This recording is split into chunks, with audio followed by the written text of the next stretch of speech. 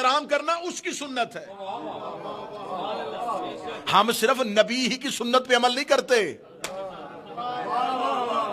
سنتیں صرف نبی کی نہیں ہوتی، سنتیں اللہ کی بھی ہوتی ہیں. نبی کی سنت ہے. آج نماز پڑھتے ہیں تو کس کی سنت ہے؟ نبی کی. نبی نے بتایا ہے کہ ایسے پڑھنی ہے. عبادت سنت پیغمبر ہے. اہل بیت سے محبت سنت پروردگار ہے. ان اللہ و ملائکۃ یصلون علی النبی.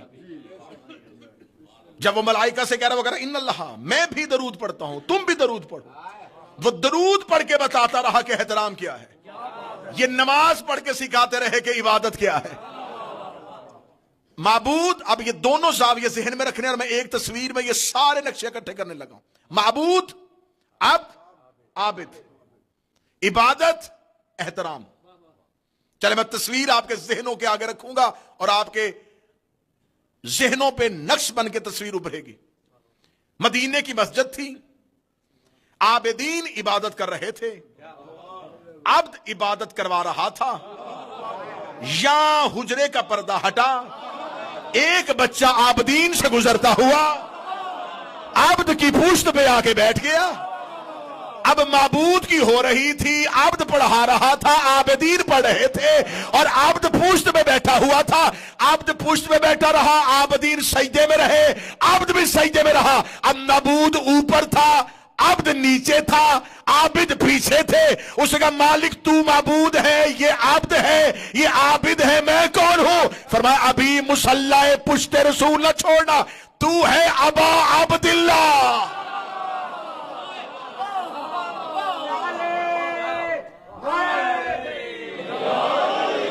تو ہے ابا عبداللہ.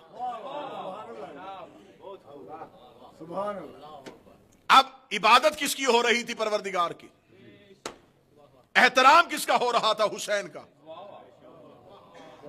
ایک جگہ پہ دونوں چیزیں اکٹھی ہو گئی، عبادت بھی آ گئی، تعظیم بھی آ گئی.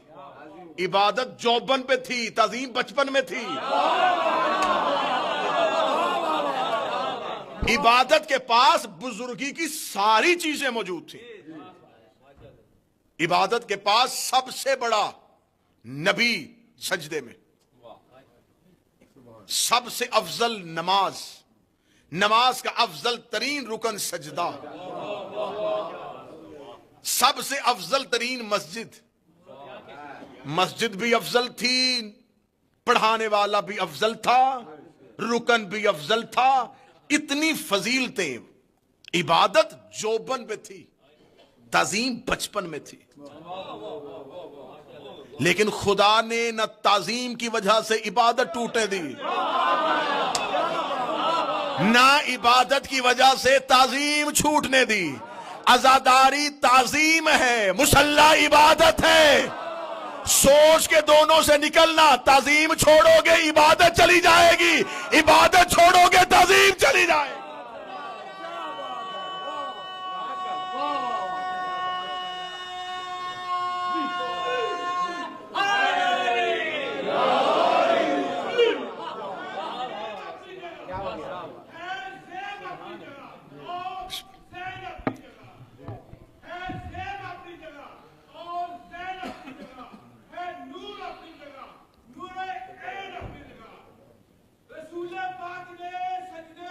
اچھا،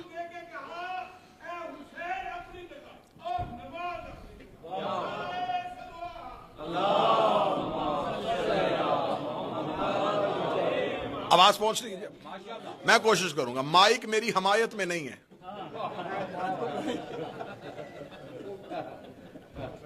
لیکن میں کوشش کر رہا ہوں کہ غیر حمایت شدہ طریقے سے بھی آپ سے حمایت کروائی جا سکتی.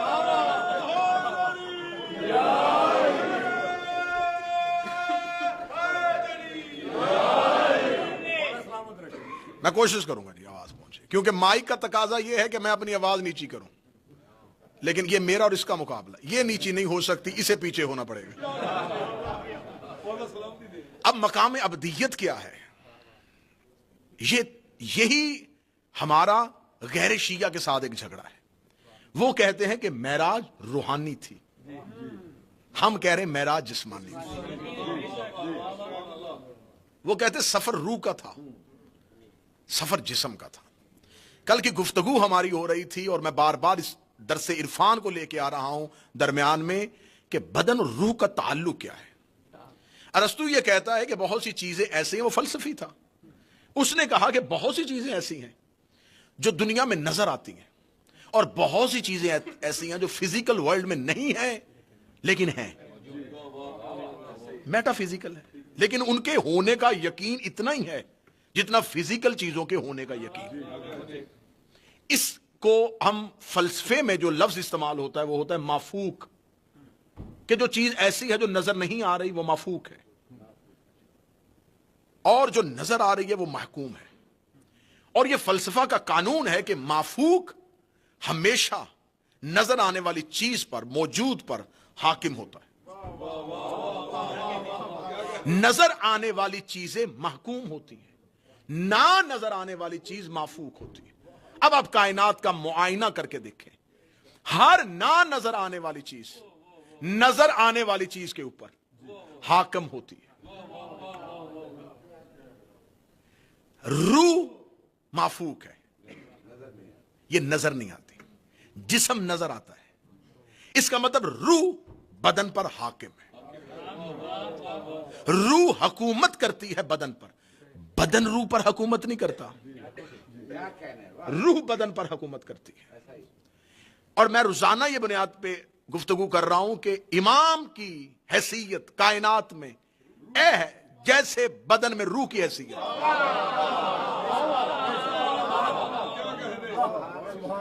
روح کی کیفیت بدن پہ ظاہر ہوتی ہے، محسوس روح کرتی ہے، ظاہر بدن سے ہوتی ہے۔ خدا لطیف ہے، قدیم ہے، نظر نہیں آتا۔ اب میں بشر کا اور امام کا تعلق، اب ان تین کیٹیگری کو نہ بھولیے گا، معبود اور عبد اور عابد۔ بالکل داد سے بے نیاز ہونے والی ہے مجلس جی، بالکل داد سے بے نیاز ہونے والی ہے۔ اب جیسے ہم انسان جو ہیں، ہمارا بدن، اس کے اوپر ہماری روح جو ہے وہ حاکم ہے اور وہ نظر نہیں آتی، ایسے جب ان کا بدن ہے تو وہ روح ہے، وہ لطیف ہے، وہ نظر نہیں آتا، کیفیت اس میں ہوتی ہے، ظاہر ان میں ہوتی ہے۔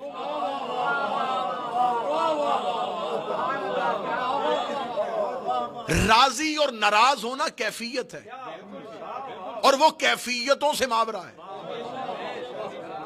اس کی ہاں کیفیتیں ہیں ہی نہیں، کیونکہ کیفیت ایک حالت سے دوسری حالت میں جانا ہے۔ میں اس لمحے راضی ہوں تو یہ کیفیت ہے، ناراض نہیں ہوں تو اس کا مطلب ناراضگی سے نکل کے رضا میں آیا ہوں۔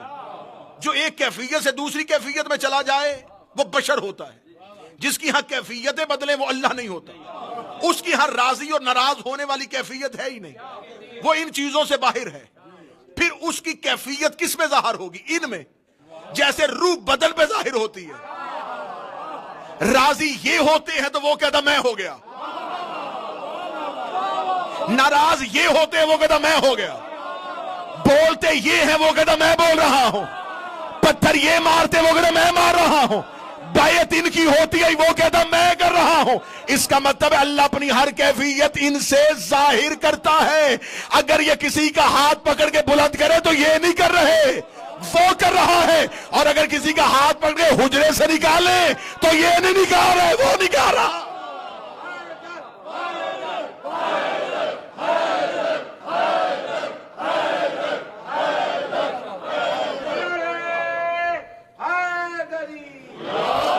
جیسے روح بدن سے اپنی کیفیتوں کو ظاہر کرتی ہے، وہ اللہ، وہ لطیف، اس کی ہاں کیفیتیں نہیں، وہ ان سے ظاہر کرتا ہے۔ جیسے روح بدن پر حاکم ہے، یہ مخلوق پر حاکم ہے، وہ ان پر حاکم ہے۔ کٹ گیا رشتہ مخلوق کا خالق کے ساتھ، ان کے بغیر کچھ بھی رشتہ نہیں ہے۔ اب بدن سے روح نکلتی ہے، مردہ ہو گیا، کیونکہ حاکم چلا گیا۔ حاکم چلا جائے تو سلطنت بیکار ہو جاتی ہے۔ جیسے بدن روح کے بغیر نہیں رہ سکتا، کائنات امام کے بغیر نہیں رہ سکتی، یہ اس کے بغیر نہیں رہ سکتے۔ یہ تعلق ہے روح کا بدن کے ساتھ۔ اب جب انسان کچھ چیزوں کا علم حاصل کرتا ہے، دیکھیں علم کا تعلق خارج سے نہیں ہے، اندر سے ہے۔ جب ہم کسی چیز کے بارے میں سیکھتے ہیں تو جن اشیاء کو ہم دیکھتے ہیں، جن چیزوں کو ہم دیکھتے ہیں، ابھی وہ علم نہیں کہلاتی، وہ شے ہوتی ہے۔ پہاڑ شے، سمندر شے، شجر شے، آسمان، ستارے، چاند، سورج، یہ ساری چیزیں شے ہے، چیز ہے۔ جب ان تمام چیزوں کو ہم اپنے اندر لے کے جاتے ہیں، اب جب اندر جا کے ان چیزوں کے بارے میں ہم رائے قائم کرتے ہیں تو اب یہ علم ہے۔ علم خارج سے نہیں ہوتا، باطن سے ہوتا ہے۔ علم کا تعلق جسم سے نہیں ہے، روح کے ساتھ۔ اب جب انسان کسی چیز کے بارے میں سیکھتا ہے تو وہ کیسے سیکھتا ہے؟ اللہ نے اسے 5 حصے دی ہیں، حواس خمسہ دیے ہیں۔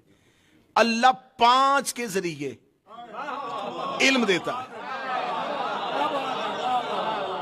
حضور فلسفے میں تھیوریاں تبدیل ہوئی ہیں، منطق پہ تھیوریاں بدلی ہیں، فزکس کے قانون بدلے ہیں، لیکن 6 اور اربع نہیں ہو سکے۔ حواس خمسہ نہ 4 ہوئے نہ 6 ہوئے، کل بھی 5 تھے، آج بھی 5۔ ملا صدرہ بھی 5 ہی لکھ رہا تھا، آج کا فلسفی بھی 5 ہی لکھ رہا ہے۔ یہ 5 سے 6 نہیں ہوئے۔ دنیا میں بہت سی چیزوں میں تبدیلیاں آئی ہیں، حواس خمسہ تبدیل نہیں کیے تھے، کیونکہ جب اللہ 5 کر دیتا ہے نا پھر وہ 6 ہونے ہی نہیں دیتا۔ اب دیکھنے کی قوت، سننے کی قوت، سونگنے کی قوت، چکھنے کی قوت، مس کرنے کی قوت، کوئی بھی چیز جب ہمارے اندر جائے گی اور وہ علم کہلائے گی، وہ ان 5 سورسز کے ذریعے اندر جائے گی۔ یہ 5 وہ چیزیں ہیں جو کسی چیز کو جو خارج سے آتی ہے اسے ہماری روح تک پہنچاتے ہیں۔ یہ وہ سٹیپ ہیں، یہ وہ زینے ہیں جہاں سے گزر کے چیز جائے گی اور وہ علم بن کے باہر آئے گا۔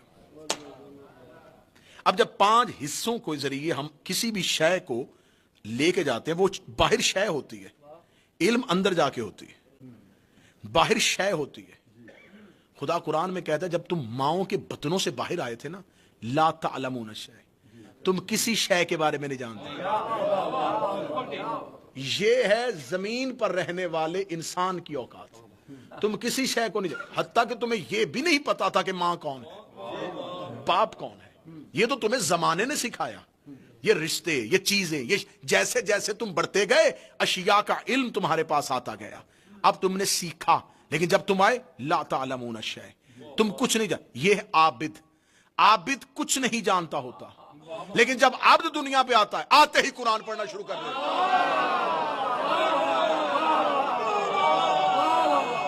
جب عبد آئے گا، جب ہم دنیا میں آئے ہمیں پتہ ہی نہیں تھا ہمارا مذہب کیا ہے، ہمارا فرقہ کیا ہے، ہمارا قبیلہ کون سا ہے، کیونکہ ہمارا شعور ہی نہیں تھا۔ ہمیں جب مذہب کا نہیں پتا تھا تو ہمیں اللہ کا کیا پتا تھا۔ یہ عابد کی اوقات ہے، یہ حیثیت عابد ہے۔ جب وہ آیا اسے پتہ ہی نہیں تھا کہ اللہ کون ہے، لیکن جب عبد آیا اس نے آتے ہی سجدہ کیا، اس نے سجدہ کر کے بتایا کہ میں نے علم سے عبادت نہیں سیکھی، میں مقام عبدیت پہ فائز ہو کے آیا۔ اب 5 وہ سورسز ہیں جنہوں نے کسی بھی شے کو ہمارے اندر لے کے گئے اور پھر وہ علم بنی اور علم بن کے ہم سے باہر آئی۔ پھر اس کے اندر 5 حصے ایسی ہیں جو ہمارے باطن کے ساتھ تعلق رکھتی ہیں، جو ہماری روح کے ساتھ تعلق رکھتی ہیں۔ اس میں پہلی حص ہے حص مشترک، جسے آپ انگلش میں کہتے ہیں کامن سینس۔ جب آپ مختلف چیزوں کے بارے میں جانتے ہیں، آپ نے کسی شے کا رنگ دیکھا، کسی کی ذات دیکھی، کسی شے کو ٹھوس مادے کو دیکھا، ان تمام چیزوں کو جب آپ نے ان 5 سورسز کے ذریعے سے اندر گزارا تو جب آپ کے باطن کے اندر گئیں تو باطن کے اندر جا کے پہلی حص جو ہے وہ متحرک ہوئی، جسے کامن سینس کہتے ہیں۔ اس نے ان تمام چیزوں کو یکجا کیا اور یکجا کرنے کے بعد اس سے ایک تصویر دی۔ جب اسے ایک تصویر دے دی تو اب دوسری حص جو ہے وہ باطن سے روح کی متحرک ہو گئی۔ اس روح کی متحرک ہونے والی جو چیز ہوتی ہے اسے کہتے ہیں قوت تخیلہ، جسے آپ کہتے ہیں امیجینیشن۔ جس نے اس چیز کو جس کا نالج تھا اس کو ایک تصویر بنا دیا. اب وہ تصویر بنا کے دوسری حص کے پاس آ گئی.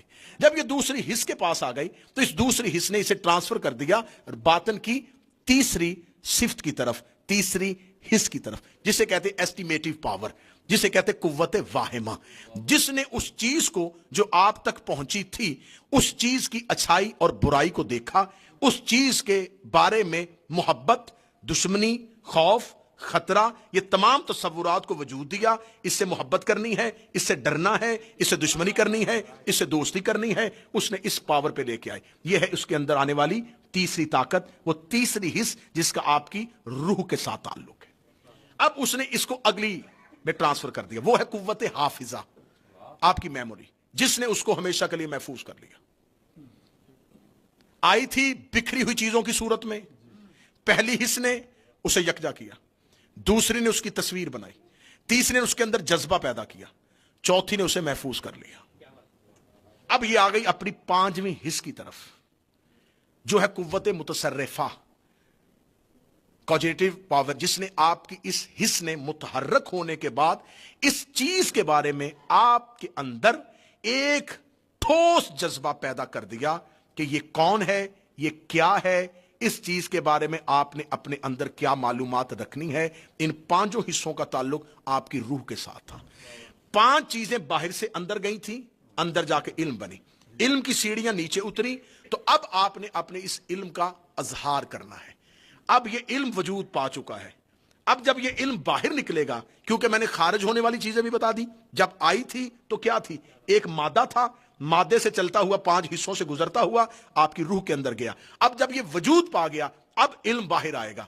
اب آپ چاہیں گے اس علم کا اظہار کروں, کیونکہ میں اس شے کے بارے میں جان چکا ہوں. اب شاعر ہے تو وہ شاعری کرے گا, مصور ہے تو وہ تصویر بنائے گا, خطیب ہے تو وہ تقریر کرے گا, ایک عالم ہے تو وہ تحریر لکھے گا. اب اس نے اپنے علم کا اظہار کرنا ہے. جب وہ اپنے اندر سے باہر نکالے گا تو پھر یہ اس کا علم کہلائے گا. کیا کہنے, اس نے بہت اچھی ایجاد کر دی. اب جب اس نے اپنے اس علم کا اظہار کیا تو انسان نے کیا کیا, اس نے ستاروں تک پہنچنے کا رستہ تلاش کر لیا, اس نے مریخ پہ جا کے اپنے خیمے لگا دیے, اس نے سمندروں کو پھاڑ کے اپنا رستہ بنا لیا, اس نے پتھر کو کاٹنا شروع کر دیا. یہ وہ تھا جو 10 حصوں کے بعد اس کے اندر سے باہر آیا تھا, اور پھر اس نے ستاروں تک پہنچنے کے لیے رستہ تلاش کیا. لیکن جن کے اندر ہی علم ہوتا ہے, پھر وہ 10 رستوں سے نہیں ہوتا, پھر وہ اپنے علم کا اظہار ایسے نہیں کرتے, وہ ستارے تک جاتے نہیں ہیں, ستارہ دروازے میں بلاتے ہیں.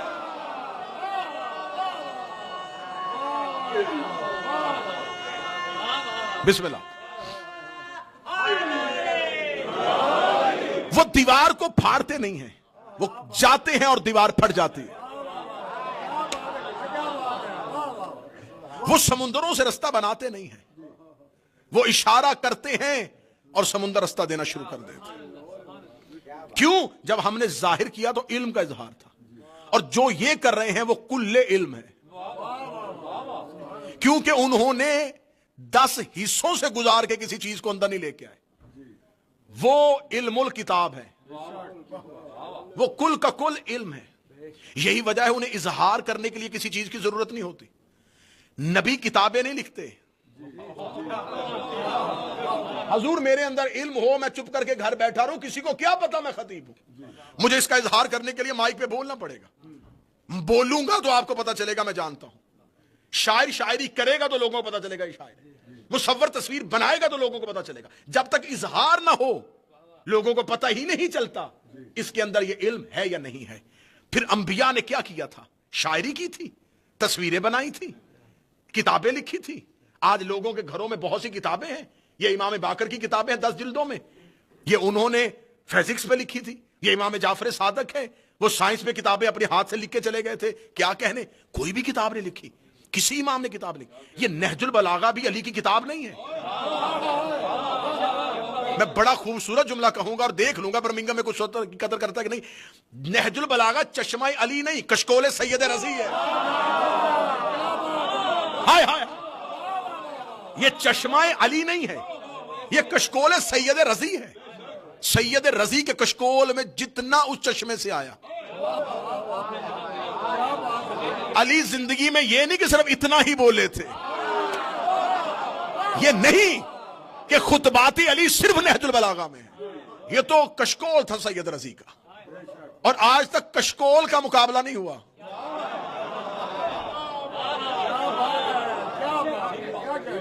نہج البلاغہ تصنیف امیر المومنین نہیں ہے، یہ تو سید رضی کی تالیف ہے، اس نے اکٹھے کی اور خود کسی امام نے کوئی کتاب نہیں لکھی. تو پھر انہوں نے اپنے علم کا اظہار کیسے کیا؟ کیونکہ علم کا اظہار یا تقریر سے ہوگا یا تحریر سے ہوگا. یہ نہ کتاب لکھ رہے ہیں نہ تقریر میں لوگوں کو ہمیشہ کے لیے تقریریں کر رہے ہیں. پھر آج لوگ ان کے علم کے قائل کیوں ہیں؟ میں بتاؤں مصطفیٰ کی تصنیف کون ہے؟ مصطفیٰ کی تصنیف کسی کتاب کا نام نہیں، مصطفیٰ کی تصنیف کا نام علی ہے.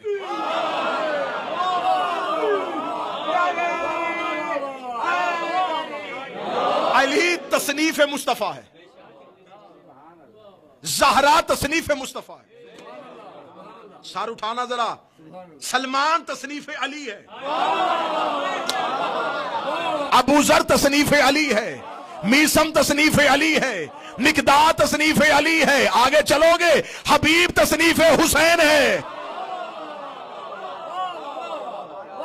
آؤ ان تصنیفات کا مقابلہ کرو. یہ موم سے اشیاء نہیں بناتے، یہ انسان کو سلمان بناتے ہیں. میں اکثر ممبر پہ کہا کرتا ہوں زہرا کا معجزہ یہ نہیں ہے کہ وہ گھر میں چکی چلاتی تھی، زہرا کا معجزہ یہ ہے وہ گھر میں فضا بناتی تھی. چکی چلانے والی خاتون کا نام زہرا نہیں، فضا بنانے والی کا نام زہرا. جو معلمہ قرآن بنا دے، جو دروازے پہ بٹھائے اور 10ویں درجے پہ بٹھا دے. حدیث سے پیغمبر نو میں زبان کٹوا دوں گا. نبی فرماتے ہیں اہل سنت کی کتابوں میں ایمان کے 10 ہی درجے ہیں اور 10ویں پہ سلمان ہے. خدا کی قسم نبی کہتے 11 درجے ہیں، تو میں کہہ دیتا کہ سلمان 10ویں پہ ہے، 11ویں پہ علی ہوگا. ہیں ہی 10 اور 10ویں پہ سلمان بیٹھا ہے. میں علی کو کہاں بٹھاؤں؟ کہاں بٹھاؤں علی کو؟ جس کے دروازے کے باہر بیٹھنے والا 10ویں درجے پہ بیٹھا ہے، 9ویں پہ ابو ذر بیٹھا ہوا ہے. میں علی کو کہاں بیٹھاؤں؟ میں بھی سوچ رہا تھا علی کس درجے پہ ہے. یا خندق میں نبی کی آواز آئی بھٹکنا، علی ایمان کا درجے کا نام نہیں، علی کل ایمان کا نام ہے.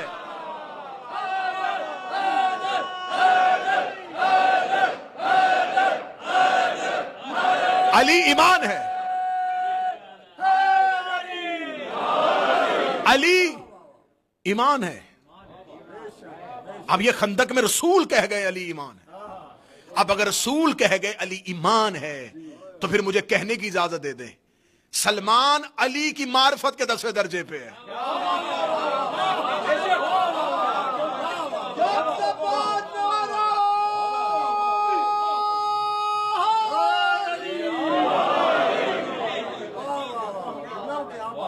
سلمان علی کی معرفت کے 10ویں درجے پہ ہے، ابو ذر علی کی معرفت کے 9ویں درجے پہ ہے. رسول خندق میں کہہ گئے ہیں. غیر شیعہ نے لکھا ہے کہ رسول نے کہا علی کل ایمان ہے. کل ہے علی، جز میں علی تلاش نہ کرنا. علی کل ہے، کل ایمان ہے. خدا قرآن میں نبیوں سے بات کرتا ہے، یا ایھا النبی یا ایھا الرسول. یہ اللہ کا اسلوب ہے. اللہ نبیوں سے ڈائریکٹ بات کرتا ہے.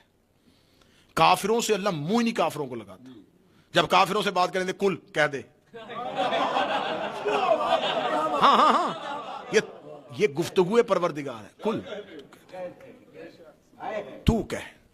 خود کافروں سے بات نہیں کرتا، خود یا نبیوں سے بات کرتا ہے. یہاں کہتا ہے یا ایھا الذین آمنوا، اے ایمان والو. برمنگم والوں فتویٰ لگانا تو سوچ کے لگانا، میں نے حدیث پڑھی ہے کہ علی ایمان ہے. اب خدا قرآن میں کہہ رہا اے علی والو. ہائے ہائے ہائے. اللہ قرآن میں یا نبیوں سے بات کرتا ہے یا علی والوں سے بات کرتا ہے. اے علی والا، اے علی والا، اے علی والا۔ اب علی سلمان بناتا ہے، علی ابو ذر بناتا ہے۔ میں نے چیلنج کیا ہے کہ سلمان محمدی کا مجھے کوئی تاریخ میں مدینے میں گھر دکھائے۔ سلمان کا اپنا گھر ہی کوئی نہیں تھا، دن مسجد میں، رات زہرا کے دروازے پہ۔ سلمان نے مدینے میں اپنی پراپرٹی بنائی ہی نہیں، سلمان کا ایڈریس ہی زہرا کا دروازہ تھا۔ یا وہ اللہ کے گھر سے ملتا تھا یا پھر اللہ ہی کے گھر سے ملتا تھا۔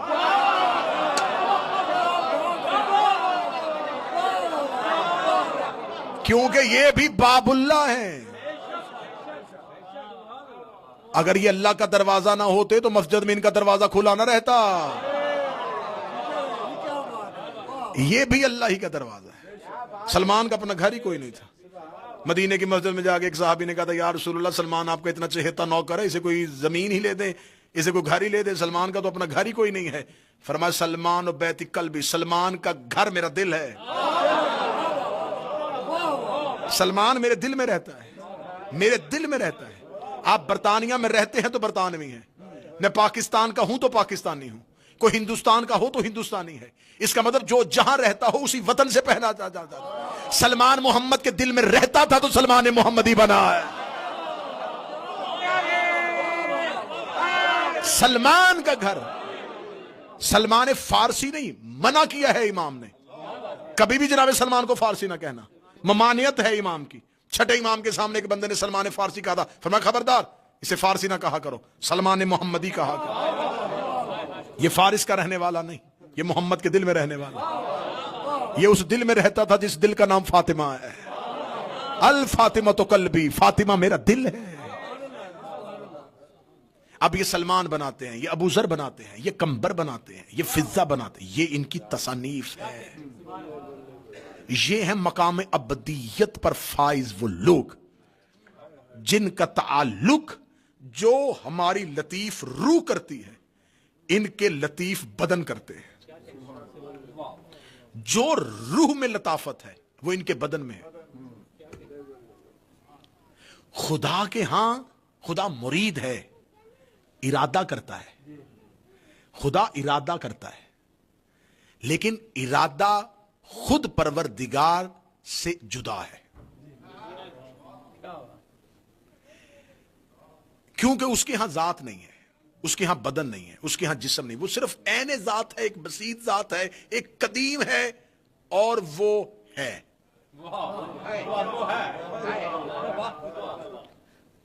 اس کے ہاں ارادہ ہے لیکن بدن نہیں، ان کے پاس بدن ہے، ارادہ نہیں۔ اس نے اپنا ارادہ ان کے بدن میں رکھا۔ اب جب وہ یہ کہتا ہے کہ میں ارادہ کرتا ہوں تو اس سے مراد وہ نہیں ہے۔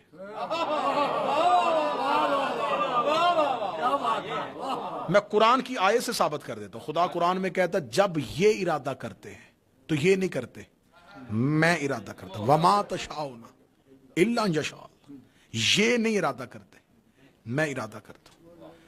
جب بچہ بچپن میں ہوتا ہے تو آپ اسے حکم دیتے ہیں، بیٹا ناشتہ نہیں چھوڑنا، بیٹا یہ پلیٹ ختم کرو، سیدھے اسکول جانا، یہ پڑھنا۔ جب تک وہ پڑھتا رہتا ہے حکم نافذ ہوتا رہتا ہے۔ جب وہ اس مرحلے پہ پہنچ جاتا ہے کہ اب اس نے اپنی ایجوکیشن مکمل کر لی ہے، اب آپ وہی باپ جو ساری زندگی اسے آرڈر کرتا ہے وہ پوچھتا ہے اب تیرا آگے کیا ارادہ ہے؟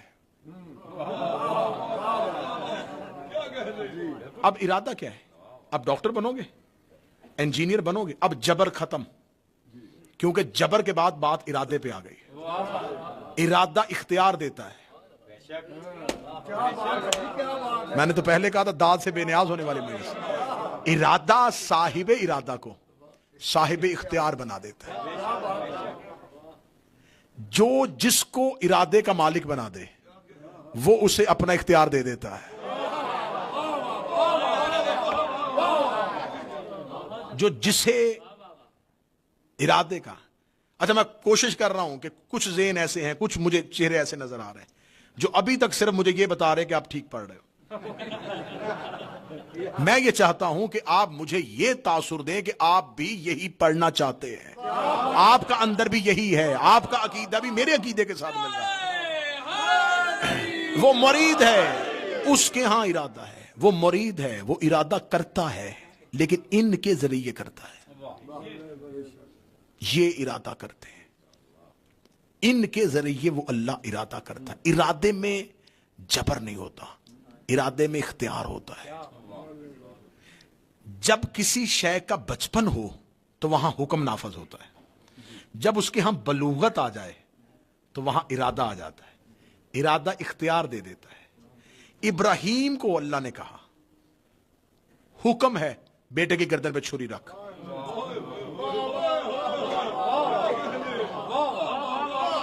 عشق کا بچپن تھا، اللہ نے حکم دے کے چھری رکھوائی۔ کربلا میں اللہ نے کہا حسین کیا ارادہ ہے، آئے آئے۔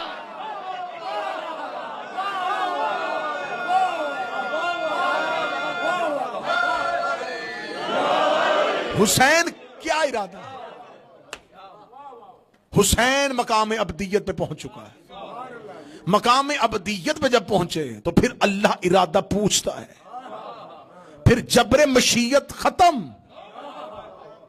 پھر ارادہ تیرا کیا ارادہ، جو تو چاہے میں وہ کر دیتا ہوں۔ اب آپ کیا کہتے ہیں؟ آپ کہتے ہیں میرا ارادہ ہے کہ میں ابھی آپ جب بیٹھے ہوئے ہیں نا، ارادہ آپ کے اندر ہے، آپ نے مجلس کے بعد کیا کیا کرنا ہے، ابھی اس کا وجود نہیں ہے لیکن موجود ہے، ابھی اس کا وجود نہیں ہے، وہ کام آپ سے ہوا نہیں، ارادے میں موجود۔ آپ نے کہا ابھی اٹھوں گا اور میں گاڑی نکال لوں گا اور گھر چلا جاؤں گا اور میں سو جاؤں گا۔ اب جب تک آپ بیڈ پہ نہیں پہنچے وہ ارادہ ہے، جب آپ سو گئے تو اس کا مطلب ہے کہ آپ نے اپنے اختیار کو استعمال کر لیا اور تصرف کیا اپنے ارادے پہ، جو آپ نے چاہا تھا وہ آپ نے کر لیا۔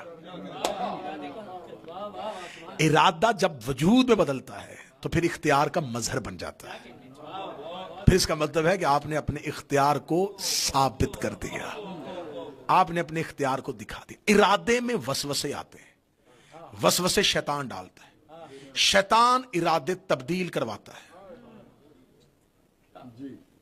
یہ جو ارادے بدلتے ہیں، آپ نے نیک ارادہ کیا اور وہ ارادہ تبدیل ہوا، وسوسہ ڈال دیا، یہ ہو جائے گا، یہ ہو جائے گا، یہ ہو جائے گا، آپ نے ارادہ بدل دیا۔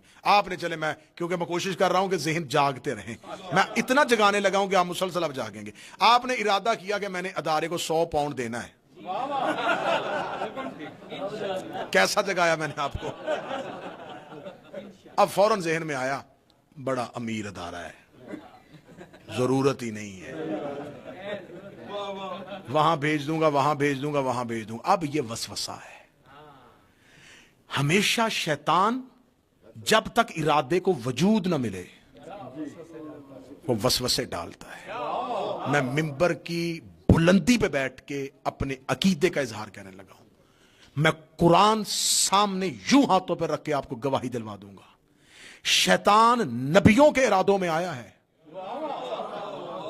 یہ ہاجرہ کے سامنے آیا، یہ اسماعیل کے سامنے آیا، یہ ابراہیم کے سامنے آیا، یہ شعیب کے سامنے آیا، یہ موسیٰ کے سامنے آیا، یہ نوح کے گھر کے اندر تک آیا ہے، یہ نبیوں کے گھروں کے اندر آیا ہے، یہ کربلا میں جون کے پاس بھی نہیں آیا۔ ہائے ہائے ہائے ہائے، یہ کربلا میں حبیب کے پاس بھی نہیں آیا، یہ زہیر کے پاس بھی نہیں آیا۔ اب مجھ سے پوچھو وہاں نبیوں کے گھروں میں چلا گیا، یہاں حسین کے نوکر کے پاس کیوں نہیں آیا؟ کیونکہ ارادہ کربلا میں وجود میں آ گیا تھا۔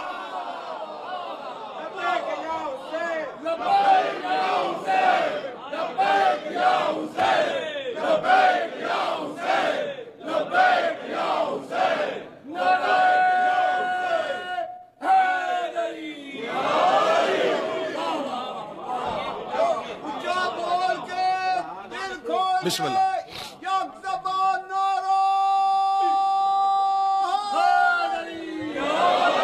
یہ جون تک نہیں آیا، یہ حبیب تک نہیں آیا، یہ لشکر یزید میں رہا ہے، خیام حسین تک نہیں آیا، یہ لشکر یزید میں رہا ہے، لیکن حسین پھر اپنے اختیار بھی تو دکھاتا ہے نا. حسین نے کہا کل کو کربلا لکھی بھی جائے گی, کربلا پڑھی بھی جائے گی, کربلا سنی بھی جائے گی. کہہ دیں گے اختیار تھا حسین کے پاس. خیموں تک آیا ہی نہیں. اگر آ جاتا تو شاید جون بھی لے جاتا, حبیب کو بھی اٹھا لیتا, سعید کو بھی واپس بھیج دیتا. آیا ہی نہیں. حسین نے اپنا اختیار استعمال کر لیا. حسین نے کہا چلو پھر کربلا کے دشمن کو یہاں سے بھی ہم جواب دے دیتے ہیں. جہاں شیطان تھا حسین نے وہاں سے ایک بلایا. ہائے ہائے ہائے ہائے.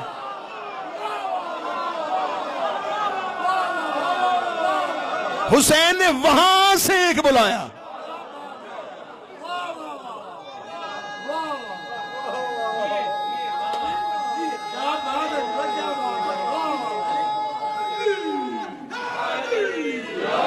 حسین نے حر کو لشکر یزید سے شیطان کے گھیرے سے نکالا, شیطان کے پنجے سے چھڑوایا حسین نے حر کو. حسین نے دنیا کو بتایا میں نے اسے بھی اتنا بے اختیار کر دیا ہے جسے میں بلا لوں.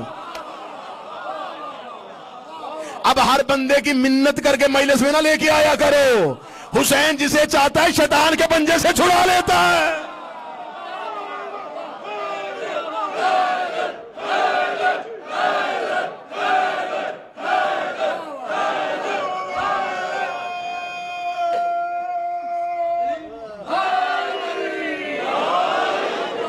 یہ ارادوں کو بدلتا ہے, یہ ارادوں کو تبدیل کرتا ہے.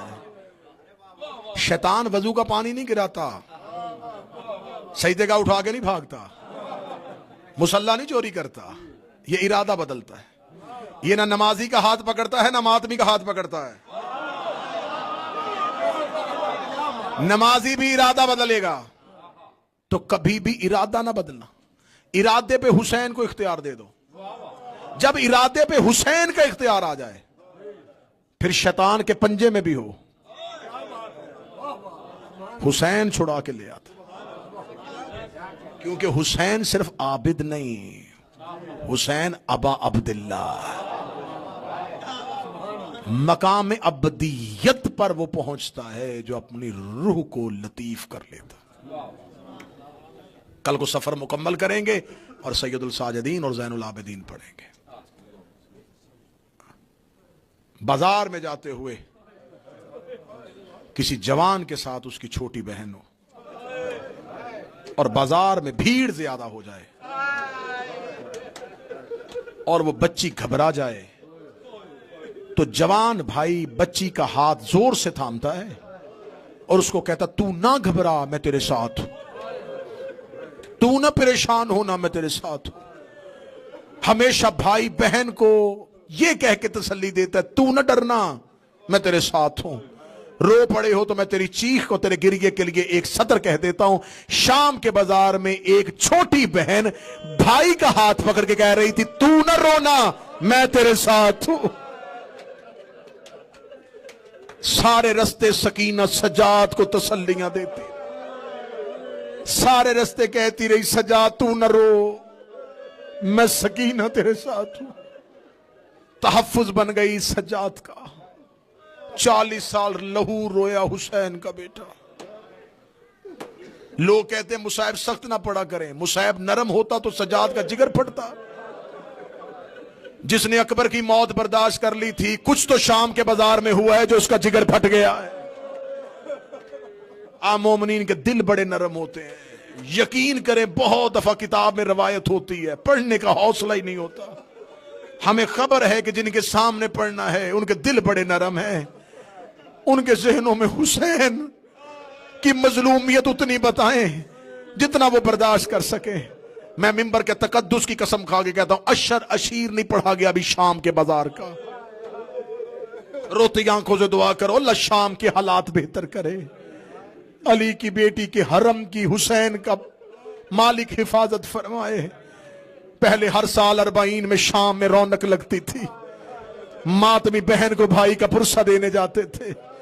اس چہلم میں انتظار کرتی رہے گی حسین کے ماتمیوں کا. سکینہ پھر قبر میں تنہا ہو گئی, زینب پھر باغیوں کے گھیرے میں آ گئی.